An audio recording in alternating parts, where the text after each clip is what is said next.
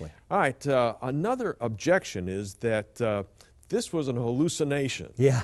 All right, explain This was one. my objection. This was the way I tried to get around it, John. When I was an atheist and I'm investigating, I said, wait a minute. These were hallucinations. So then I thought, okay, I'm going to check it out. So I went to a guy. I figured I'll find a qualified individual. I found someone who is a PhD in psychology, who's a professor for over 20 years at a major university in psychology, author of 40 books on psychology, and president of a National Association of Psychologists and Counselors. I figured he's pretty qualified. So I said, could this have been hallucinations? Thinking, hey, I solved it. And he said, no, it can't. I said, why not? He said, Lee, hallucinations are individual events. They cannot be shared. It's not like I can say to you, how'd you like the dream I had last night? You know, you cannot share it. Or as one person said to me, they said, it's not like you can be asleep at night and you wake up your spouse and say, honey, I'm having a dream about a vacation in Maui. Why don't we both go back to sleep? We'll dream it together. We'll save all this money.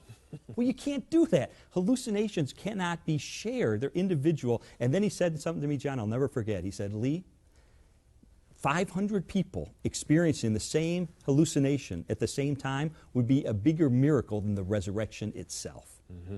So the idea that it's a hallucination, and I'm shocked that anybody even believes this anymore, and yet recently in the atheistic literature this is being floated again as some explanation for what happened. Some people say, well, it was wishful thinking. They hallucinated because they missed Jesus so much. Oh, we want him to be back. Well, that doesn't explain the Apostle Paul, who was a persecutor of the church as Saul of Tarsus. He didn't want Jesus to be back. Doesn't explain James, a half-brother of Jesus, who didn't follow Jesus during his lifetime. So right there you have, and plus the fact it doesn't deal with the empty tomb. What about delusions? People say they were just deluded. Yeah. Delusion, hallucination is something that you imagine is there that isn't. A delusion is when you persist in believing something even though you have good evidence that it's not true.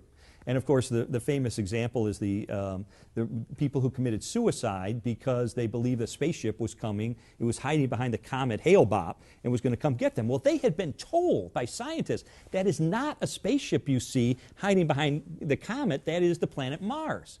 But they persisted in their bizarre beliefs and were willing to die for it because they were deluded. That's not the case with the disciples. They had positive, affirmative evidence that Jesus did return from the dead. They touched him. They talked with him. They ate with him. They experienced him in a way that it couldn't be a mistake. It couldn't be a hallucination. It wasn't wishful thinking. And knowing that truth, that they had encountered him, they were willing to die for that truth.